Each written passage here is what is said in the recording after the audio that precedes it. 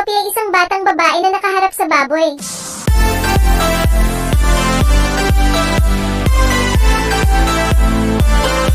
Maganda ang mga mata niya, at isang sexing ilong. Isang araw, inayos ng kanyang pamilya ang isang blind date para sa kanya. Ngunit nang makita ng lalaki ang mukha niya, oh Diyos ko! Baboy siya, sigaw niya, tinulak ang pinto at tumakbo palayo. Sa takot na malik ang kwentong ito ng pamilya, dali-dali siyang hinabol ng mayordoma ng kanyang pamilya. Ang pagkakita ng anak na babae ay napaka-cute, ngunit wala pa ring nagnanais na pakasalan siya. Labis na nalungkot ang ina ni Penelope, kaya't hindi siya nag-atubiling gumastos ng maraming pera upang ayusin ang mga blind date para sa kanyang anak na babae. Ang unang manliligaw na dumating ay isang gwapong lalaki na may malayang espiritu. Hi! Pagkapasok niya agad sa baso niya, takot na takot siya kaya diretsong tumalon siya sa bintana mula sa ikatlong palapag. At pagkatapos ay nagsimulang habulin siya ulit ng mayordoma. At pinirmahan sila ng isang kasunduan sa pagiging kumpidensyal. Kaya, ang mga lalaking dumating sa bulag na pakikipag-date, ang lahat ay tumakbo sa pamamagitan ng pagwawasak ng bintana sa iba't ibang mga pose. Pinahit nila ang palabas na kung ikaw ang isa.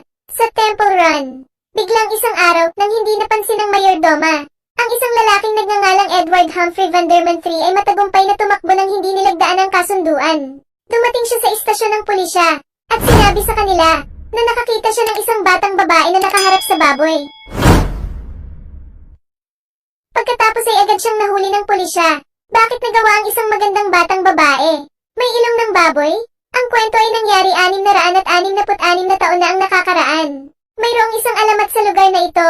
Iyon ang apo sa tuhod ni Penelope Ralph Wilhern. Nahulog sa pag-ibig sa isang dalaga, kaya't pinagtawanan siya ng iba pa sa pamilya. Sobrang nasaktan ang maid, na nagpakamatay siya. Hindi inaasahan. Ang kanyang ina ay isang bruha. Ang kanyang ina ay dumating sa bahay ni Ralph.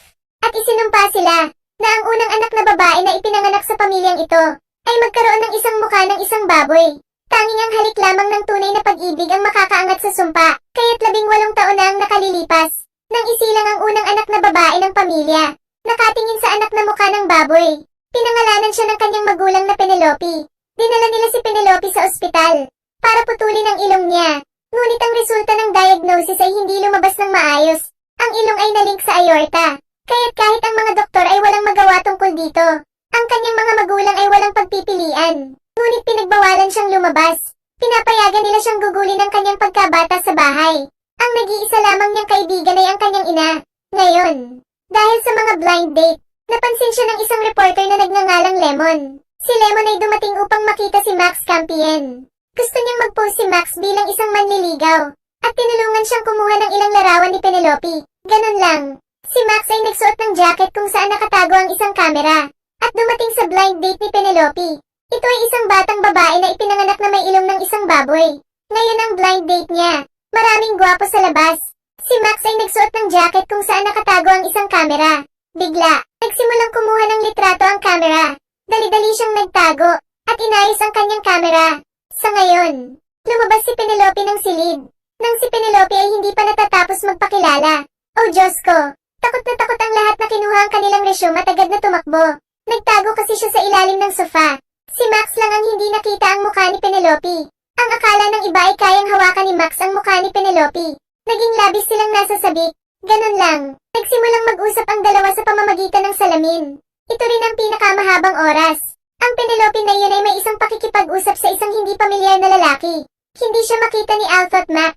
Ngunit nahihiya pa rin si Penelope na ibinaba ang ulo. Nang umalis si Max, pupunta ka pa ba bukas? Oo, gagawin ko. Si Penelope ay lumago ang ilang damdamin para kay Max. Kinabukasan, muling dumating si Max sa bahay ni Penelope. Tumugtog siya ng piano para kay Penelope. Sa ngayon, inilahad ni Penelope ang kanyang kamay. Dahan-daang lumingon si Max. Ito ang unang pagkakataon na opisyal silang nagkakilala. Bagaman natakot si Max, ngunit nang maingat siyang tumingin. Napaka-cute ni Penelope. Inunat ni Max ang kanyang kamay, gustong hawakan siya. Ngunit biglang nag-ingay ang kamera. Nagmamadaling tumalikod si Max. Akala ni Penelope hindi na siya pinansin. Labis siyang nalungkot at tumakbo palayo. Pagkaalis ni Max, tinanong siya ni Lemon kung kumuha siya ng anumang mga larawan. Galit na itinapon ni Max ang kamera sa lupa. Nang gabing iyon, naubusan si Penelope. Ito ang pinakaunang pagkakataon. She saw the world out there after 20 years nakita niya ang mundo doon pagkatapos ng 20 taon. Mayroong kaligayahan sa hangin sa buong lungsod.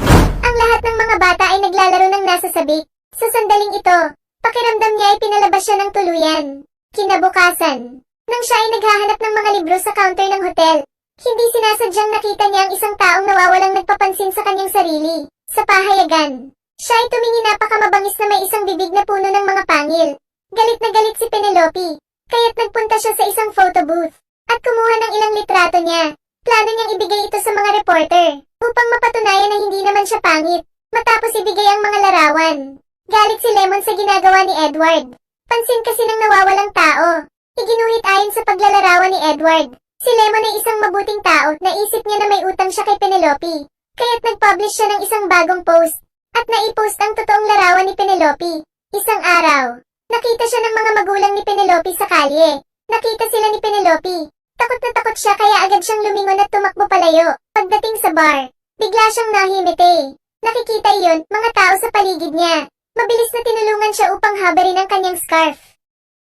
Matapos tanggalin ang scarf, lumitaw ang mukha ni Penelope sa harapan nila. Napatingin sila kay Penelope, lubos na natigilan. Nang magkaroon ng malay si Penelope, maraming mga reporter sa labas ng kanyang bintana. May hawak silang kamera at patuloy na kumukuha ng litrato. Hindi inaasahan. Sa isang gabi lang, si Penelope ay naging bantog na higaut ng lungsod. Hindi pala nakakatakot ang mukha niya. Sa wakas, pinakawalan si Penelope. Isang araw, nakita niya ulit si Max. Alam ni Max yun. Nagustuhan din niya si Penelope, ngunit hindi inaasahan. Dahil sa paninirang puri kay Penelope, nasira ang karir ng pamilyang Edward.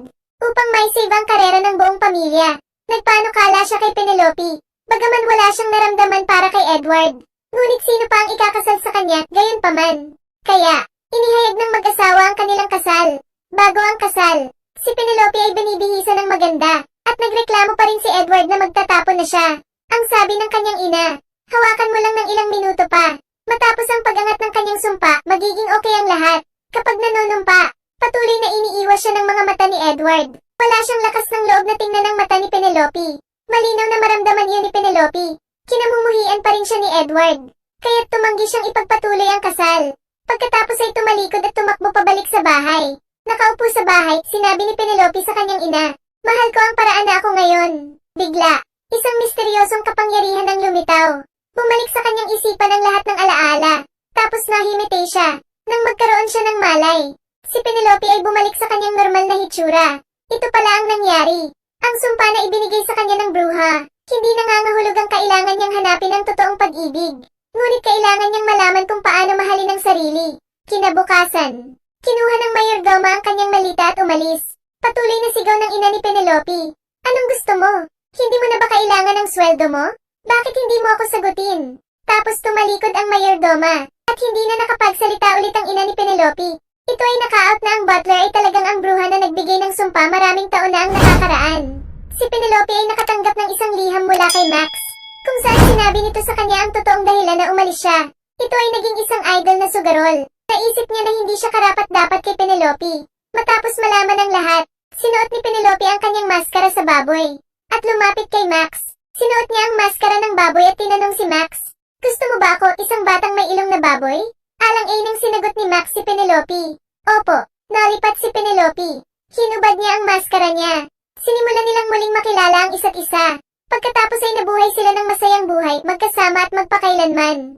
Tunay na pag-ibig, hindi nakabase sa kagandahan. Ngunit sa mga kakilala at pag-unawa, hindi nakakatakot ang pagiging pangit. Ang nakakatakot na bagay ay tinatanggihan kung sino ka talaga. Salamat sa panonood ng video na ito.